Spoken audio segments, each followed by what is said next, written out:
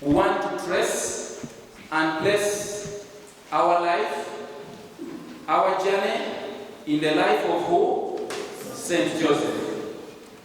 The first thing that I want to reflect with you is about the joys and sorrows of Saint Joseph. The joys and sorrows of who? Saint Joseph. I don't know whether you are different, but there comes in life for me where there are moments of joy and there are moments of what? Sorrow. What could be the joys of a student? I'm actually going to entertain chorus answers. In case you are somewhere, you can just shout and say, this is what I consider to be the joy of a student. Success. Success. Success is one of the joys of the what? Of a student. Success in getting the bare minimum. And someone has said success in getting what? 20 points. That is one example of success. What is the other joy of a student? Something that you can say, this is the joy of a student. Taking courage. Our sister here wants to tell us what is the joy of a student. Sister, you can tell us. Making our parents proud. That when I make my parents proud, that is my joy.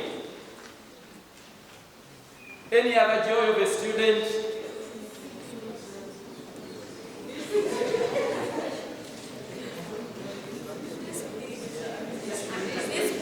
Discipline. Someone is saying discipline is the joy of the what? It's the joy of a student. All of us, my dear friends, we can trace and we can agree. Some of those points that we've talked about, indeed, there can be serious joys in life. And what are the joys? What are the sorrows of a student? That one I'll just ask. Someone can put up their hand and what are the sorrows of a student? Sister? Failure. Someone is saying that failure is a sorrow of a student. Yes, sister? Pardon? Being indisciplined. And yet we know there are those who rejoice in being indisciplined. But sister is saying that yes, indiscipline is a sorrow of a student, and that is especially when someone realizes that the indiscipline that he was involved in has led him or her into something else. Another sorrow of a student? Yes. Mistreatment. Mistreatment. Mistreatment as a sorrow of a student. What are the sorrows of the matron? And this can be answered maybe by the matron. Okay? I see that even some people who are willing to volunteer to talk about the sorrows of the matron. Someone on the other side, anyone who wants to tell us the sorrows of the matron? Yes. Pardon? Disobedience. Disobedience can be a sorrow of a matron or of a patron. Any other sorrow of a matron or patron? Yes, sister. Kengonzi. Pardon? Discipline of student. Indiscipline. She's also arguing that indiscipline can be a sorrow of a student. Yes. Failure of students. That can be a sorrow of the matron, that maybe she didn't do her what? Her work. He didn't do his what? His work. Yes, brother. Pardon? Strikes. Yeah, strikes. Confusion, in the dormitory, that can cause sorrows to the patron or to the matron. Lastly. Pardon?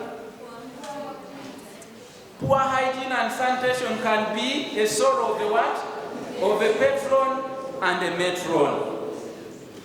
What are the joys of the patron or matron? Yes. Cooperation, cooperation. Cooperation. Let us all repeat cooperation. That cooperation can be a joy of a matron or a what? Patron. Yes. Discipline. The reality of opposites, someone taught us. That whereas in discipline brings sorrow to the patron or matron, discipline brings what? Joy. What do you think is the sorrow of a teacher?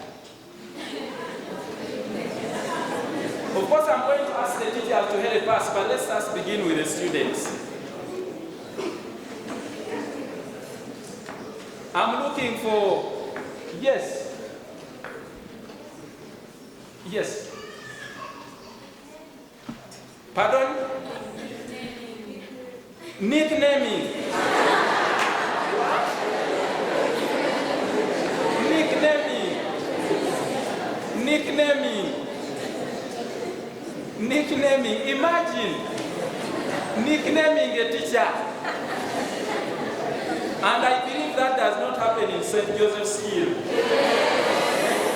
I believe that doesn't happen in St. Joseph's Hill, neither does it happen in Holy Cross Lakeview. Yes. And I know you said it because you hear it in other schools. Isn't that right? Nicknaming teachers.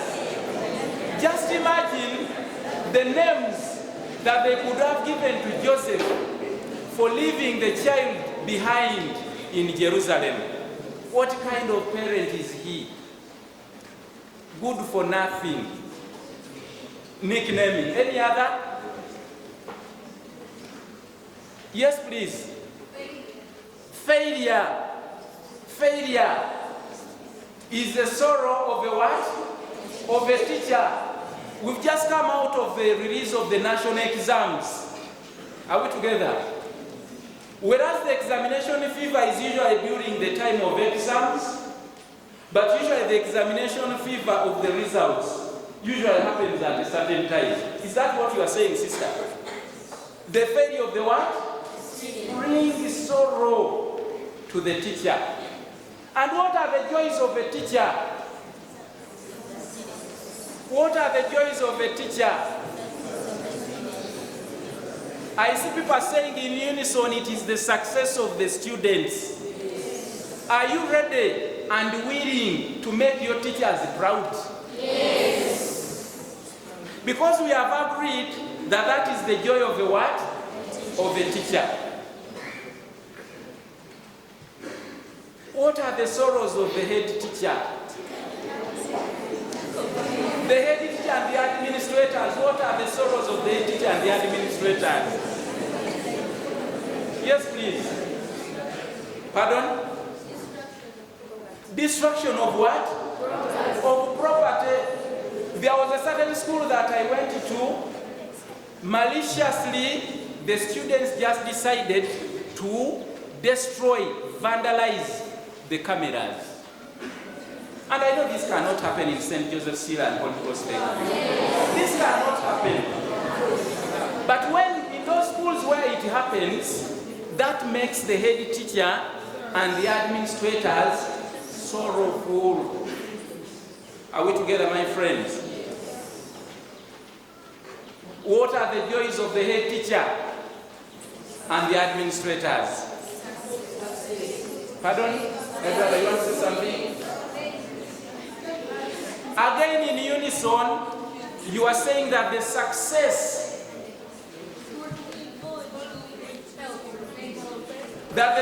of the learners make the head teachers and the administrators very what? Very proud. And lastly, what are the sorrows of our parents? Again, someone in unison is saying failure. Because they don't bring us to school such that we do what? Are we getting it? They bring us to school such that we shine. I've heard your theme this year is what? Shining. Are you ready to make your parents shine Because it's collective. Are you ready to make your teachers and administrators shine? Yes. Are you ready to make your patron shine? Yes. Are you ready to make your class teacher, subject teacher shine? Yes. And how are we going to make them shine? Are you what? By working hard. My dear friends, sorrows and joys are part of our life. And the person who can help us to go through these sorrows and to manage these joys, the example is in St. Joseph. Traditionally, the church tells us the different joys and the different sorrows that St. Joseph went through. Immediately when he had gotten for himself a wife, betrothed, a wife, then an angel comes and tells him, and he realizes the woman is pregnant.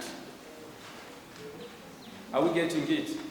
Just imagine the sorrow, the worries that would have come. But then later when he understood what God told him through the angel, he was able to trust in the word of God. We've heard in the gospel the child Jesus getting lost in the temple. Just imagine the sorrow that could have gone into the life of St. Joseph. Just imagine when Herod was planning to kill the child, and then he has to take the child into safety in Egypt. Just imagine what would have gone into his soul, into his heart. Joseph is an example of someone who can help us to go through those challenges that we find ourselves in life. Whether it is challenges in academics, whether it is challenges at home, whether it's challenges of fees, whether it's challenges of work, whether it's challenges in our ministry, St. Joseph can be a perfect helper in need. And yet, life is also blessed with joys. When I saw the newspapers after the results were released, I saw teachers of different schools celebrating because of the success of their students, realizing that their efforts had been paid off. My dear friends, when the matron or the patron asks you to wake up at that time he or she is asking you to wake up, is preparing you for the success and the future that you want. There is a Latin proverb, and I know I have some people here who know Latin. This Latin proverb says, "Akutwale chiro." Are we there? Yes. Akutwale chiro. You see how people know Latin? Clap for yourselves. You see how people know Latin? Akutwale chiro. Omusima bukozechi. That's someone who asks you to go an extra mile by even telling you to wake up early. When he or she is telling you to do that, you may not realize that, but you can only realize that when it is dawn, when it is daytime. Are we together? Accept to be pushed, at least for some times. Okay? Because there is a great reward. There is a great what? There is a great reward. The second thing, all of us has been assigned by different works. Some are temporal, some are permanent, so to speak. Are we together? Some of us here are students. Some of us here are teachers. Some of us here are administrators. Some of us are acting as support staff in the different works that we do. Are we there, friends?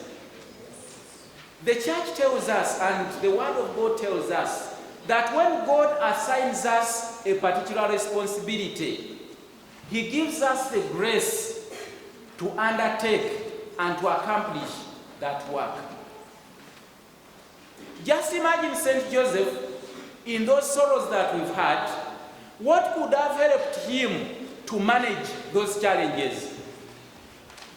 Because he understood that it is God who gave them that work, and He supplied the grace, the ability He was able to accomplish. Just realize, my dear students here, God has given you the graces, the aids, the support systems that are going to help you to succeed. Your teachers, the library, the laboratory, consult them and you get the success that you need. And finally, we've heard in the first reading and in the second reading about the example of Abraham, who trusted in the promises of God. In the promises of God, that is in the second reading. But also we hear God promising David that He is going to make a line. Through his line, He's going to bring out kings. One of the songs that we sang here, we said, imagine God speaks to what? Who speaks to you. The Lord has already spoken to us. Tell your neighbor, the Lord has already spoken to us. And how has He spoken to us? He has spoken to us in the theme that we have chosen for this year. Are we together? The Lord has already spoken to us in the theme of this what? Of this year. And what is that theme? When we do what? When we shine, I shine, we shine. That is the promise that God has given you.